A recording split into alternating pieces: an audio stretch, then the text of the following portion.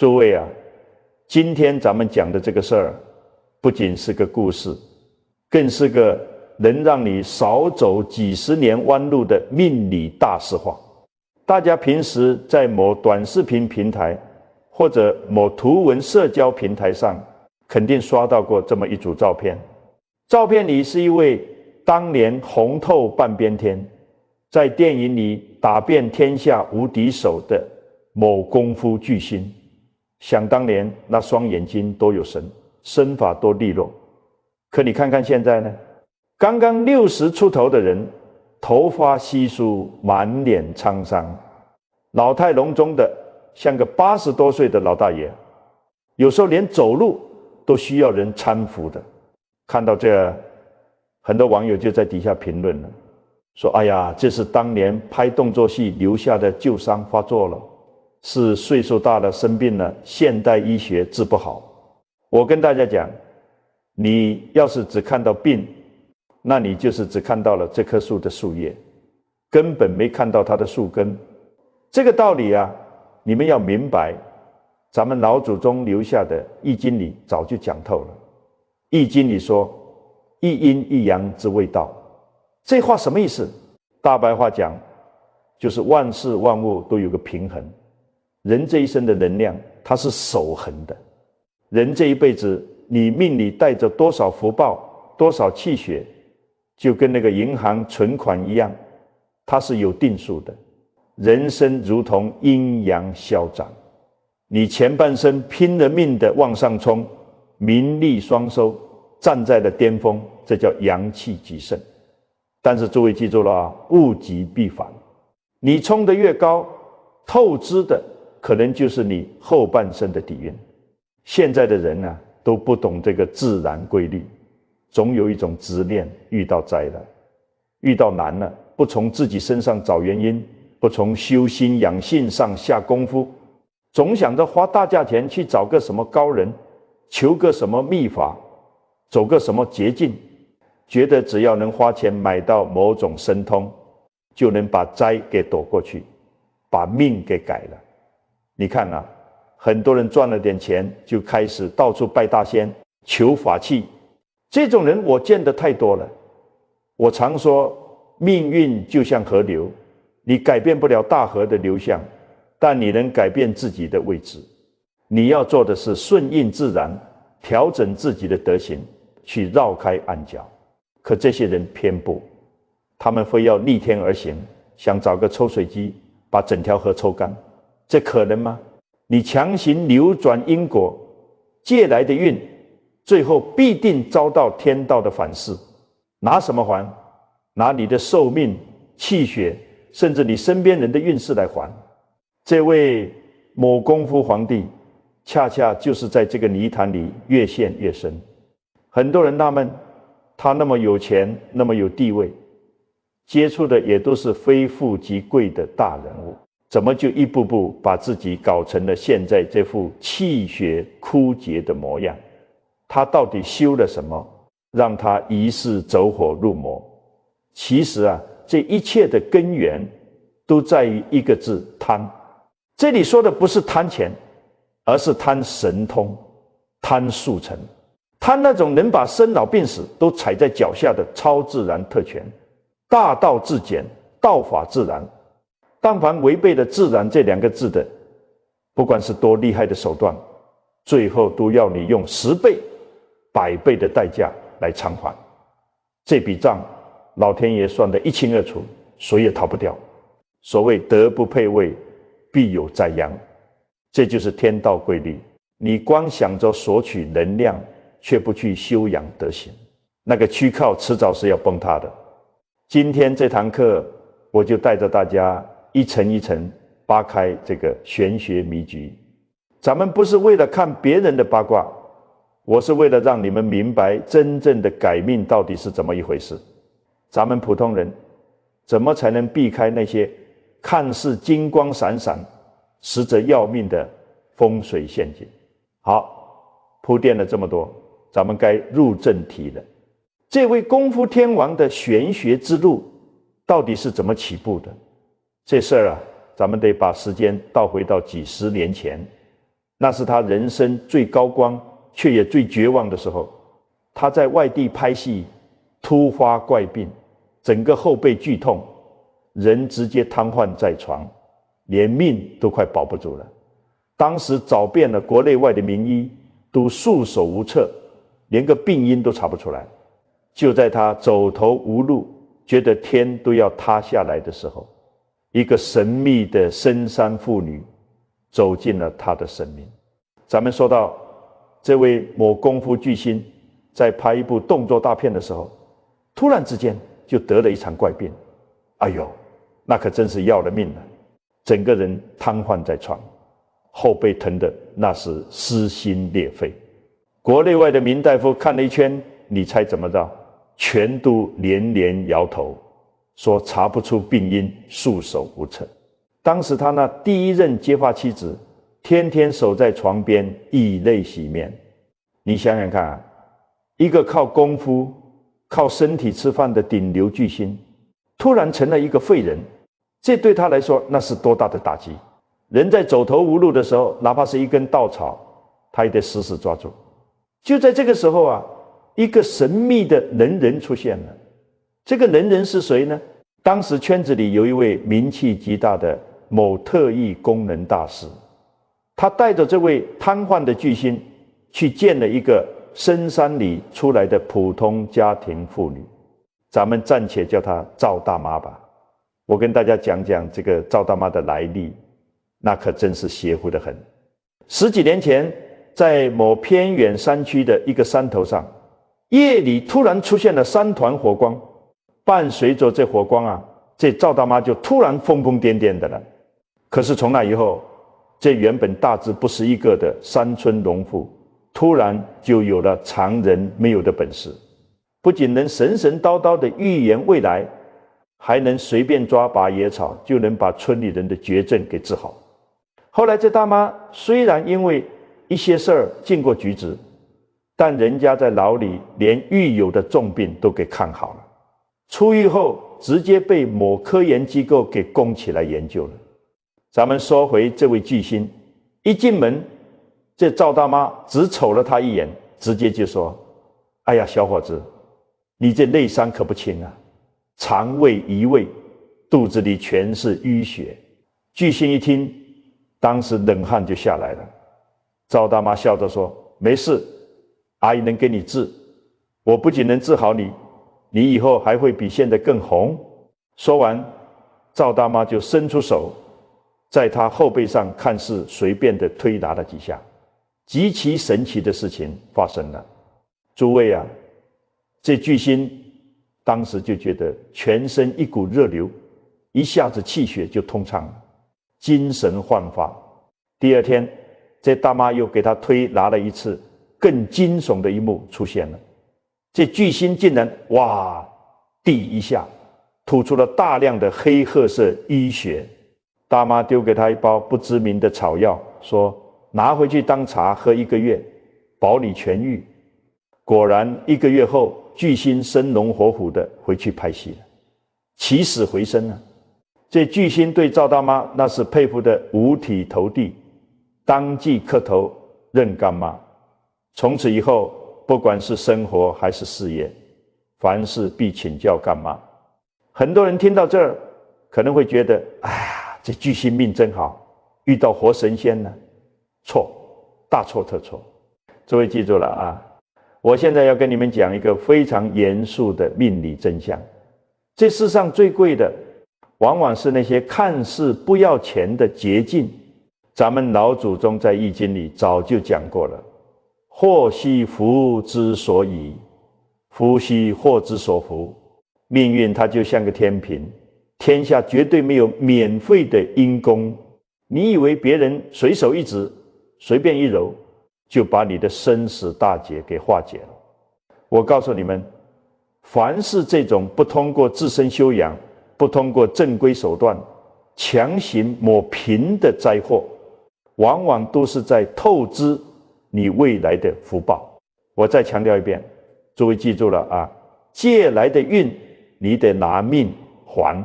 那些所谓的大神通，很多时候并不是真的把病给你消灭了，而是用了某种法术，把你当下的灾强行挪到了未来，或者转移到了别的地方。但这位巨星当时哪懂这个道理啊，对不对？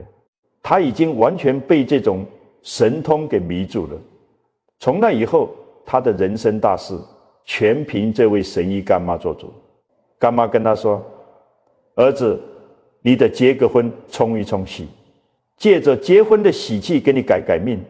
你身边那个原配有旺夫相，结了婚对你事业好。哦，好，他结了。后来遇到了一位某绝美佳人，他又动心了。干妈直接给他算出了一个极其精确的日子，说你放心，你再婚的时间肯定是某年某月某日。后来这日子果然一天不差。最离谱的是什么呢？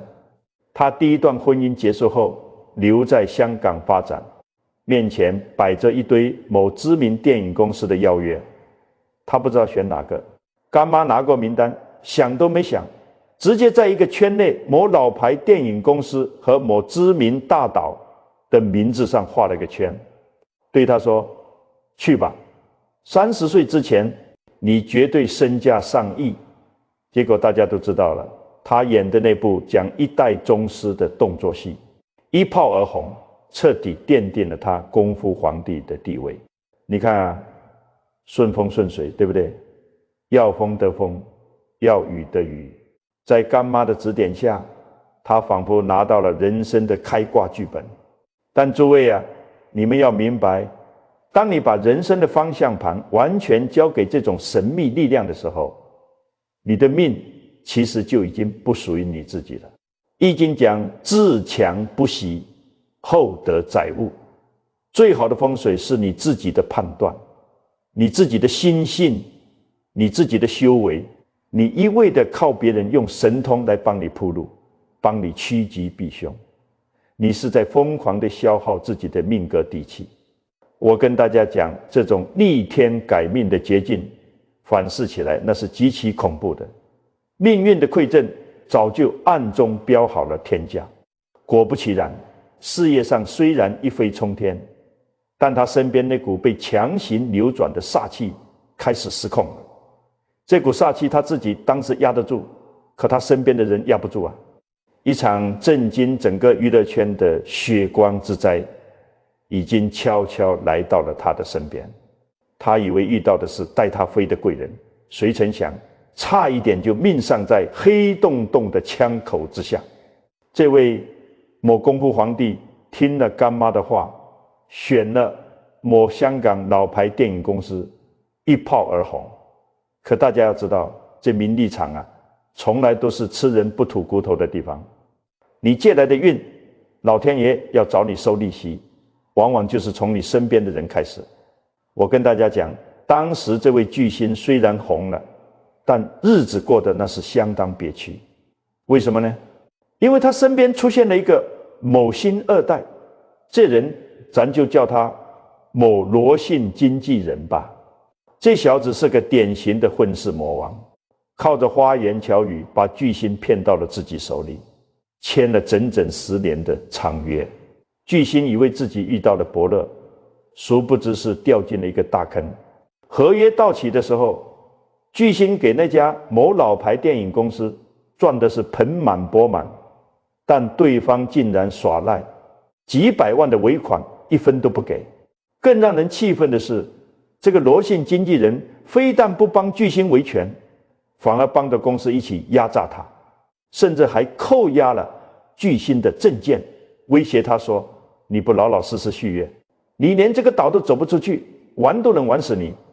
诸位，你看啊，这人要是倒霉的时候，真的是喝凉水都塞牙。就在巨星孤立无援、叫天天不应的时候，一个猛人登场了。这个人江湖人称某冰川大佬。这大佬可不是一般人，早年是刀口舔血起家的，后来跟当地的某地下帮派势力结了盟，开了一家影视公司。这冰川大佬一看，哟呵，这么大个摇钱树被你们这么欺负，他仗义出手，靠着自己极其强硬的江湖地位，强行摆平了这家老牌电影公司，顺理成章地成了巨星的新经纪人。巨星本来以为这下可算是有靠山了，终于能喘口气了。可是诸位记住了啊，接下来发生的事彻底震惊了整个圈子。那个被踢出局的罗姓经纪人咽不下这口气，找来了一个穷凶极恶的某亡命枪手。这枪手直接带人去要巨星。滨川大佬那是什么脾气？树大根深，根本没把对方放眼里，双方剑拔弩张，没谈拢。结果呢，没过几天，一个清晨，这滨川大佬刚走到自己公司附近，突然冲出来几个枪手，对着他的脑袋连开9枪，当场爆头毙命。当时公司里的人听到砰砰砰的巨响，还以为是电箱爆炸了，跑出来一看，老板已经倒在血泊里了。到现在这起案子在当地都还是个未解之谜。你以为这就完了？大佬死了之后，老牌公司以为巨星这下没靠山了，该乖乖滚回来了吧？这时候那位深山里的神医干妈又出山了。干妈跟巨星说：儿子，听妈的，咱绝对不能回去，你去找港台圈的那2位某超级大鳄合作，妈再给你指条明路，咱自己开个电影公司，名字妈都给你起好了，就取紫气东来的意思。你让你的亲二姐夫来当你的经纪人，妈就不信斗不过他们。巨星对干妈的话那是深信不疑啊，立马照办，让自己的亲二姐夫接手了经纪人的位置。可是诸位啊，就在短短3年之后，极其灵异、极其恐怖的事情再次发生了。他的这位亲二姐夫在去给他谈电影业务的路上，突发离奇车祸，当场身亡。短短几年时间，连续2任经纪人，一个被当街爆头，一个离奇车祸恨死，全都是死于非命。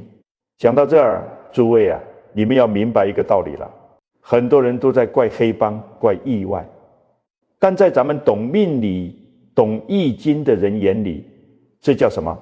这就叫运势极度扭曲产生的巨大煞气。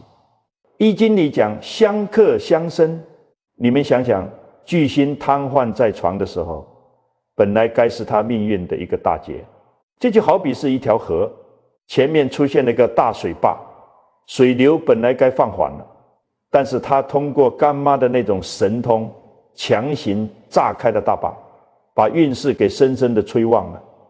这种逆天改命借来的巨大能量，它是带有极强攻击性的。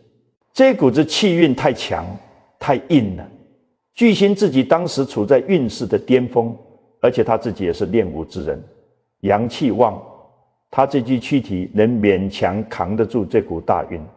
可是他身边的人扛不住啊，对不对？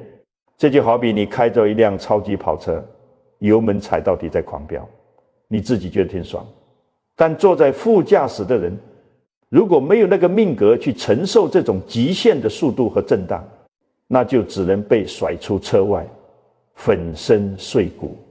这就是为什么很多大富大贵或者突然暴富靠偏门发家的人，他自己看似风光无限，但他身边的亲人、伴侣、合作伙伴非病即丧，甚至死于非命。这就叫命格太薄，压不住周围的凶煞之气啊！经历了身边最亲近的人接连恨死，这位巨星的心理防线彻底崩溃了。他终于意识到，干妈的手段虽然能帮他赚钱、帮他出名，但保不住命啊！这股无形的煞气随时可能落到他自己头上。于是为了活命，为了寻找一种更强大、更神神叨叨的力量来保护自己，他踏上了一条更加极端、更加危险的玄学求生之路。他开始不满足于干妈的指点，他要去寻找能够超越生死的神通了。可是他以为自己找到的是救命的真佛，却没想到前面等着他的是一个能差点让他彻底覆灭的万丈深渊。经历了身边2任经纪人接连横死的惨剧，这位某功夫巨星算是彻底被吓破了胆。他心里太清楚了，干妈的那点手段帮他赚点钱争个名还可以，可一旦遇到这种危及性命的凶煞之气，根本就护不住他。我跟大家讲啊，人在极度恐惧，尤其是在生死边缘徘徊过的时候，最容易病急乱投医。他当时满脑子想的都是，我得找一个比干妈更厉害、更神神叨叨，能直接带我跨越生死的强大力量。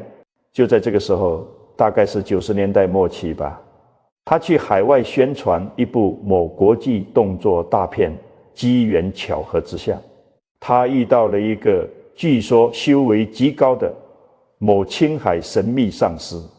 这位上师当时有个极其轰动的事迹，据说他带着几十个弟子跑到某东南亚国家的一个大坟场里去修炼一种极其阴森恐怖的秘法。什么意思呢？就是用意念把自己的身体供养给各路恶鬼。结果你猜怎么着？据说他修到一半的时候，半空中突然出现了5色彩虹，光怪陆离，好几个月亮叠在一起盘旋飞舞。这事当时在当地传得神乎其神，很多人说亲眼所见。这位巨星一听，眼睛都直了，他心里狂喜啊，心想：哎呀，这就是我要找的真神仙啊，这神通可比我干妈强太多了。有了这种法力，我还怕什么意外？怕什么生死？于是他就像抓住了救命稻草一样，开始疯狂地追随这些神秘的上师。到了后来，大概是2000几年的时候，他为了追求那种极致的速成，甚至砸下上千万的重金，跑到这位上师那里跪求说：师父啊，我就要学点真东西，我要最快最速成的那种。上师一看这送上门的大金主啊，行吧，那我就亲自给你灌顶，教你一套绝密法门破瓦法。诸位，什么叫破瓦法？我不掉书袋，用大白话给你们解释。在那种神秘体系里，这就是号称能让人在临死那一刻把自己的灵魂直接转移到极乐世界，不受生死轮回之苦的无上大招。只要练成了，你头顶上就会开个洞，甚至还能插根草进去。这巨星花了整整7天时间闭关，7天之后，上师向所有人宣布成了，他的破瓦法大成了。他觉得自己简直就是半个神仙了，生死簿上都找不到他的名字了。以后不管遇到什么大灾大难，老子都能全身而退。可是诸位啊，老天爷要给你上课的时候，是绝对不会提前跟你打招呼的。他以为自己修成了神仙，结果没过几个月，老天爷直接给他安排了一场极其残酷的摸底考试。那年年底，巨星带着他的那位某绝美娇妻，还有保姆2个年幼的女儿，一家人整整齐齐地跑到某热带海岛度假胜地去过节。那天上午，阳光明媚，一家人正坐在沙滩上享受着美好的风景。就在那一瞬间，毫无预兆的，远处的海平线突然立起了一堵10几米高的水墙，铺天盖地的海啸像一头狂暴的怪兽，瞬间就拍到了沙滩上。那个场面啊，那是真正的天地之危，末日降临。保姆和那个小女儿直接就被几米高的狂浪给卷走了。这位刚才还自诩破瓦法大成，觉得自己能超越生死的功夫皇帝，在那一刻面对大自然恐怖的力量，他能干什么？他会飞天吗？他能发功把海水挡住吗？全都不能。他当时连自己都顾不上，在水里拼命挣扎。最后据他自己回忆说，他当时脑子里一片空白，什么破瓦法，什么上千万买来的神秘灌顶，全都忘得一干二净。他唯一能做的，就是像一个最普通、最无助的凡人一样，在心里拼命地默念菩萨保佑，菩萨保佑。万幸的是，后来保姆和小女儿命大，被人救了回来。紧接着第2年，他在拍摄一部某武术宗师传记片的时候，又从高台上重重摔下，再次和死神擦肩而过。这2次在鬼门关走了一遭的经历，把这位巨星彻底打醒了，但也把他推向了另一个深渊。他突然惊恐地发现，不对呀，我花了上千万，上师亲自给我灌顶修成的保命神功，怎么一到关键时刻，面临生死关头的时候，连个屁用都没有啊！他连个浪花都挡不住啊！诸位啊，听到这里，你们悟出什么道理没有？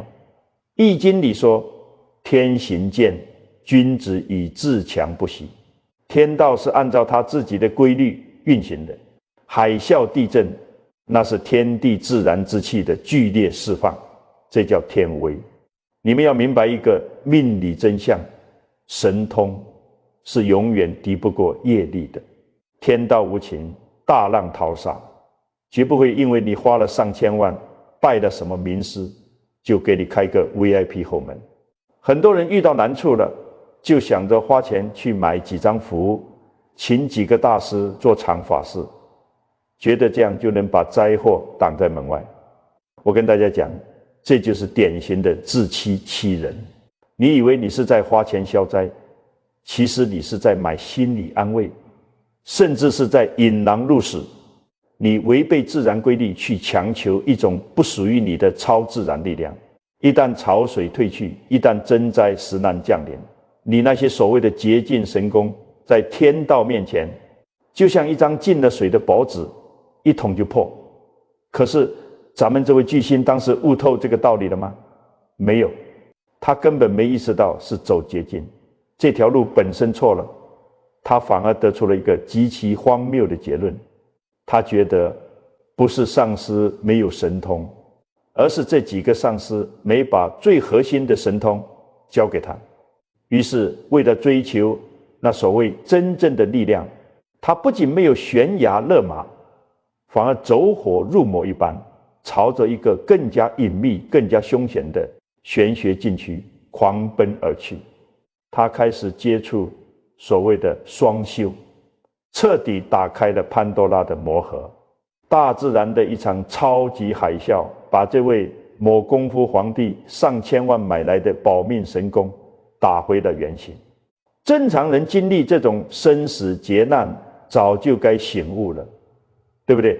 早就该明白神通敌不过业力，人算不如天算的道理了。可是啊，这位巨星他没有，他非但没有悬崖勒马，反而钻进了一个更深更黑的牛角尖里。他当时怎么想的呢？他觉得哎呀，肯定不是因为这种捷径走不通，而是因为之前那几个上师没把压箱底的真本事交给我。这就好比一个人吃保健品吃出了问题，他不觉得是药3分毒，他反而觉得是这药的剂量不够大。于是为了追求那种所谓能寄生成佛，能彻底掌控生死的最强力量，他四处寻访，最后又拜了2位在那个神秘圈子里名气极大的抹密派大上师。我跟大家讲讲这2位上师是什么路数啊？其中有一位外籍上师，满口讲的都是无上大法，结果呢，没过几年，这位大师就被媒体爆出一个惊天大瓜，他竟然跟咱们国内的某香港知名女歌手偷偷生了个私生子。诸位啊，你听听，连这位口口声声说自己看破红尘、法力无边的上师，连他自己都没能斩断世俗的欲望，自己都没修明白，他能带着这位巨星修出什么正果来？这不是盲人骑瞎马，夜半铃声迟嘛。但是这位巨星当时已经完全痴迷了，根本听不进别人的劝力。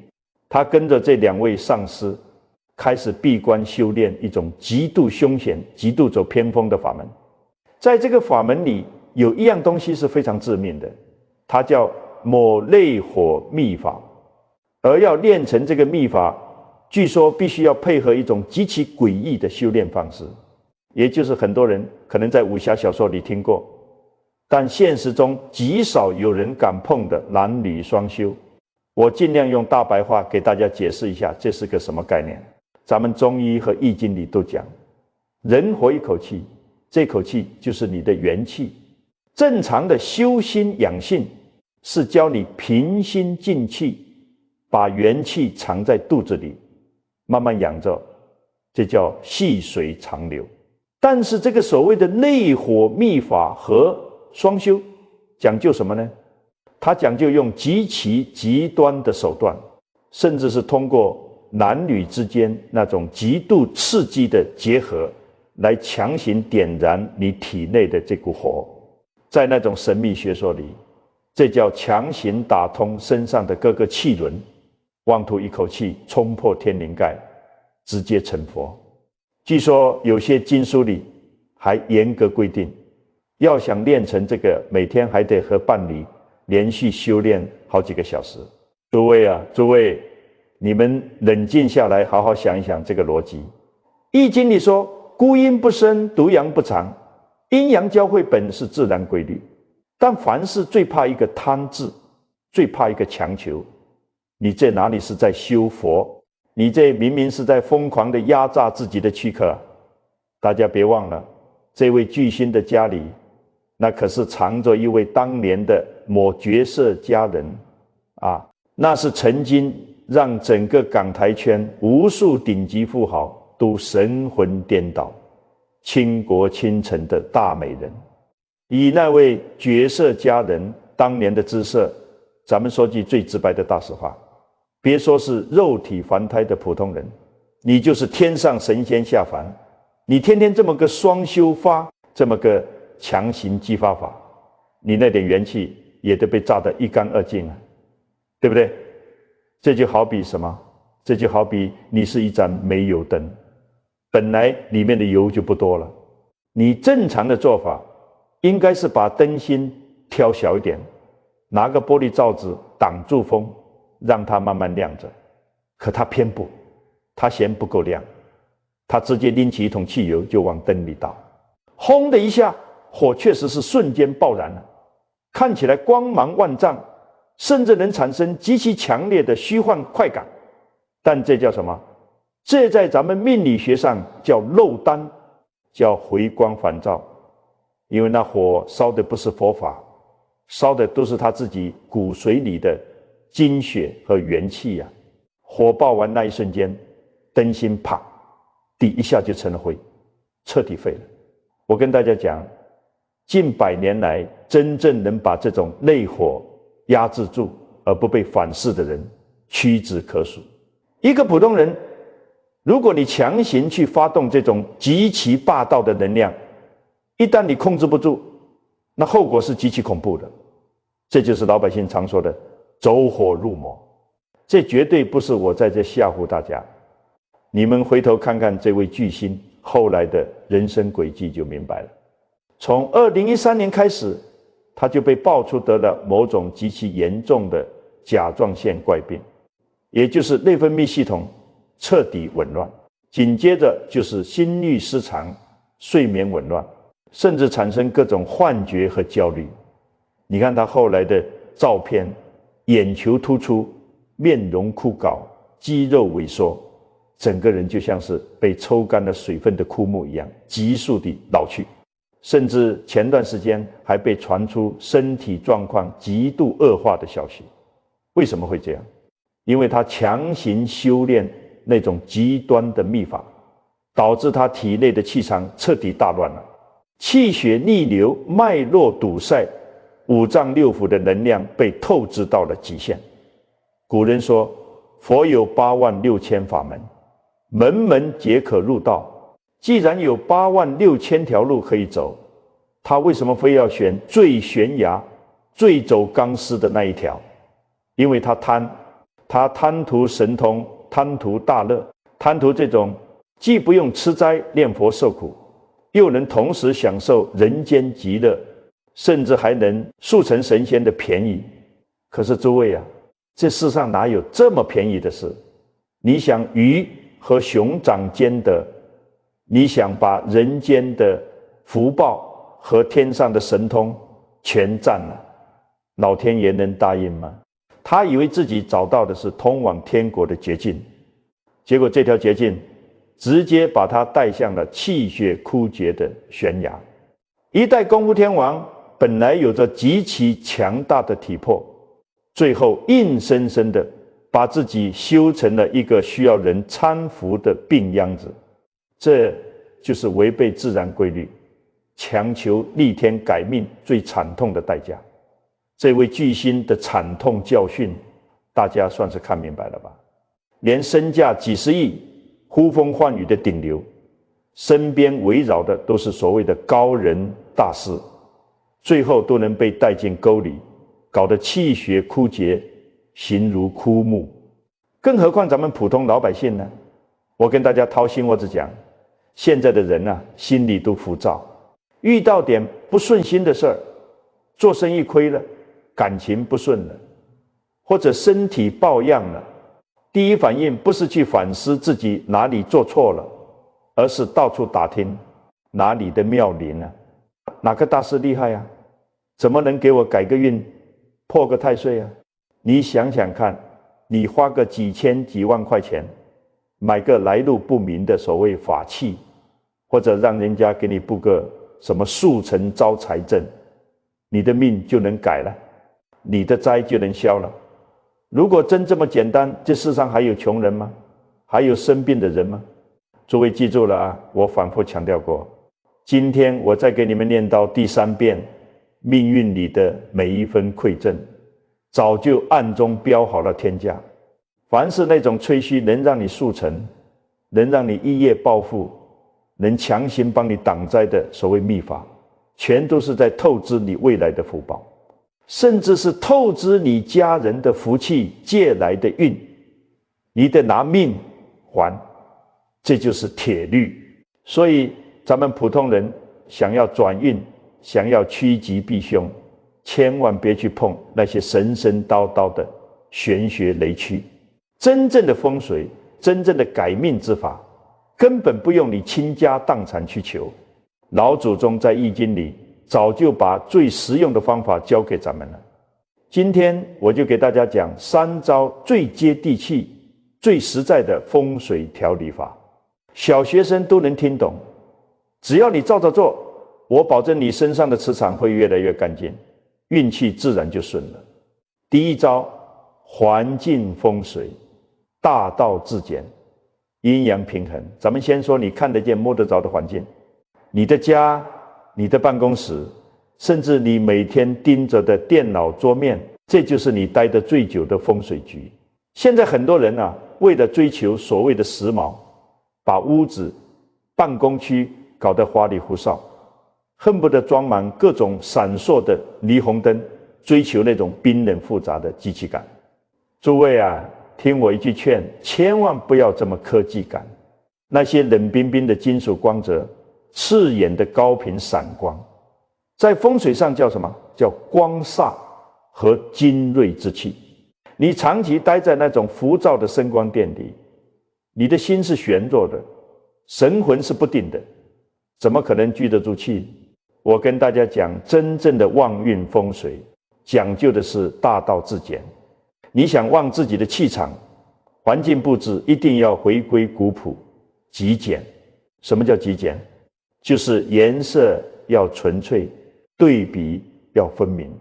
比如运用最经典的纯黑与留白，高对比度的单色调，这就暗合了易经理太极生两仪的阴阳平衡之理。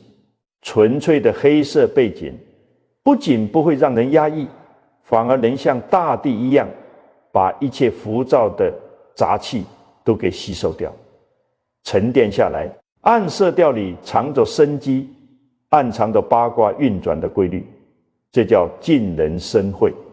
你在布置的时候，可以多用一些带有传统水墨纹理的物件，或者那种带有宣纸质感、古色古香的装饰，不要多，干干净净，黑白分明。太极和八卦的意象，其实不用你非得买个罗盘挂在那，你环境里的这种阴阳分明、素雅沉稳，就是最好的八卦阵。当你每天身处在这样一种如同传统水墨画般深邃极简，没有半点浮躁科技感的环境里，你的心瞬间就能沉下来。心一静，你的磁场就稳了，磁场一稳，财运和福报自然就顺着这种沉稳的气流进来了。诸位，这个道理你们仔细品品，是不是这么回事？第二招，口德风水，管住嘴。嘴巴就是你的聚宝盆。这第二点啊，我必须得重点讲讲。很多人的风水不好，不是房子的问题，全是他那张嘴给漏光的。你看啊，现在的人遇到一点倒霉事，张嘴就是抱怨。哎呀，我怎么这么倒霉？这老天爷真不开眼，烦死了，这日子没法过了。诸位啊，你以为你只是在发牢骚吗？我跟大家讲，在玄学里，语言是带有极强能量波的。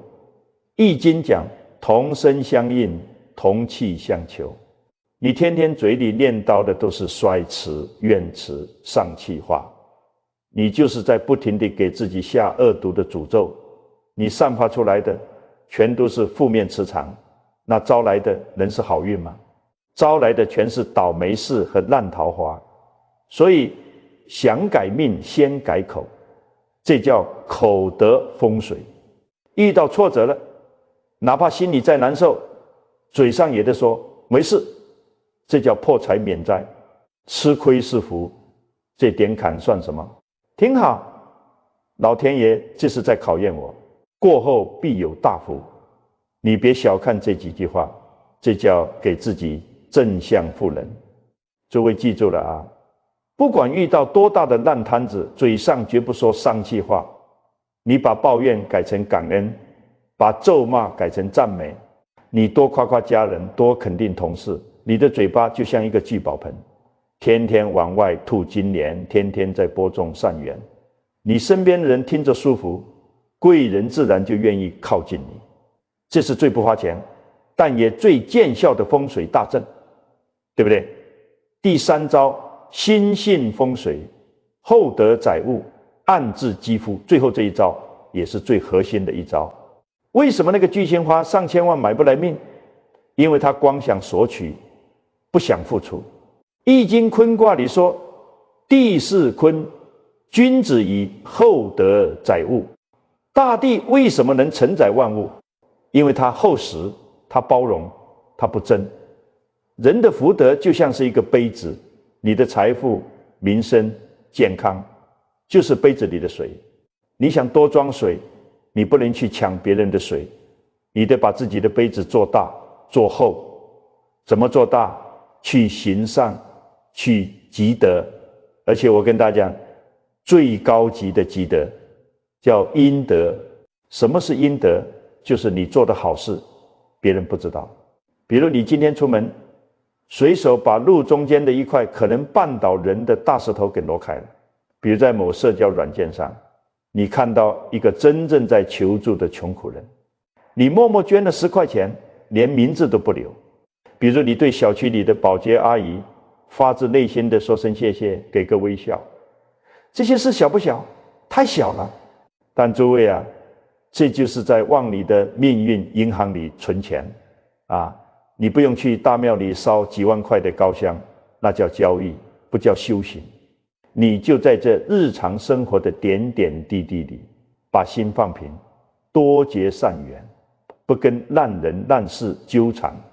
你只要做到了这3点，环境极简，阴阳平衡，嘴里不吐半句怨言，心里默默积攒善念，我敢向你保证，不出3个月，你身上的气场绝对焕然一新。那些乱七八糟的邪病倒霉事，通通绕着你走，这才是真正的大道至简，这才是能护佑你一生的顶级护身符。今天咱们聊得太深了，也聊得太透了，讲了这么多，我知道你们平时工作忙，压力大，记性可能不太好，或者有些朋友听着听着就觉得，哎呀，这老祖宗的道有点多，转头可能就给忘了。不行，绝对不行。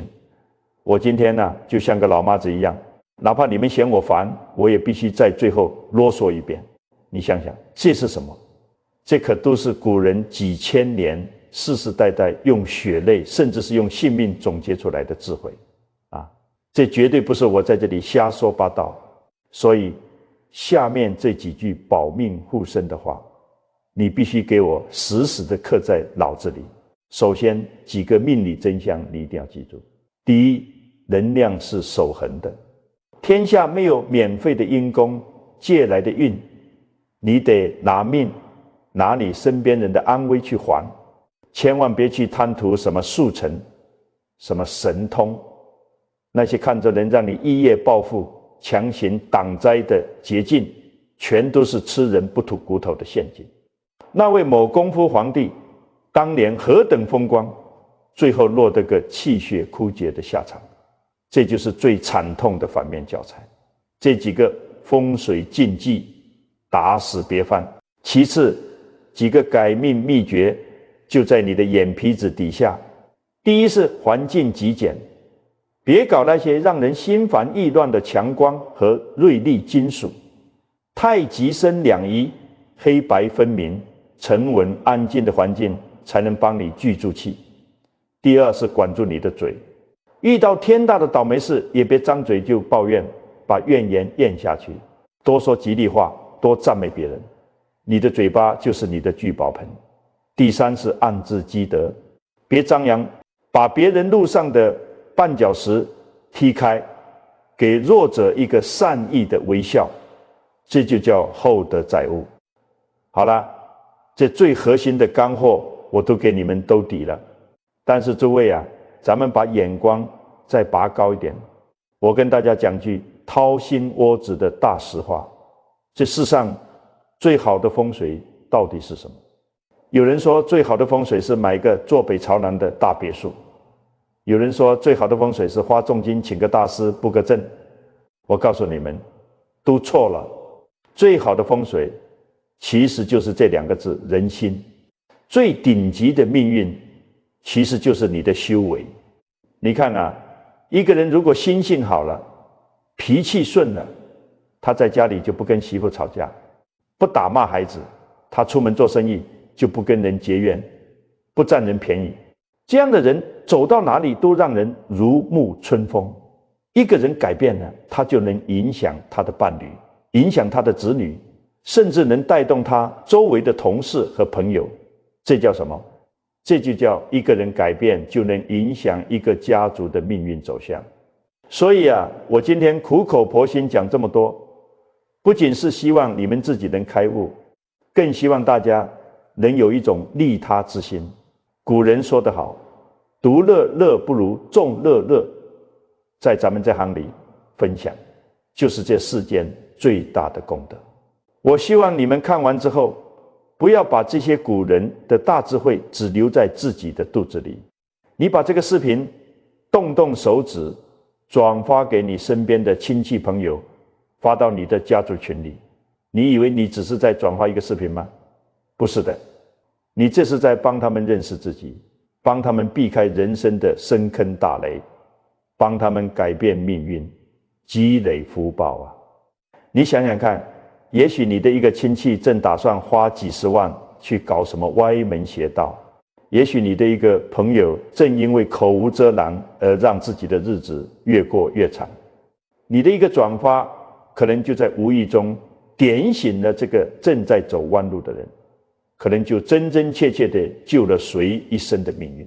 这就叫渡人渡己，这就是你在实打实地积累无量功德诸位如果我今天讲的这些易经的道理这些命理的真相对你哪怕有一丁点的帮助，让你心里亮堂了一点，请一定动动手指，给星图天机点个赞，点个关注。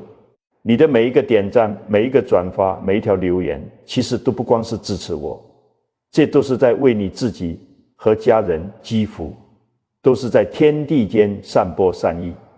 我特别希望大家在评论区里留下你自己的感悟，或者哪怕就是简简单单留下一句为家人祈福平安。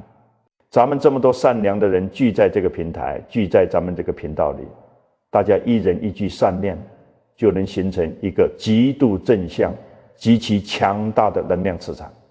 我不图别的，就图咱们这股浩然正气能护佑大家平平安安。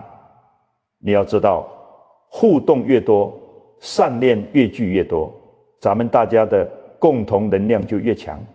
你今天种下一个善的种子，发出一声祈福，明天必将开出福报的花朵。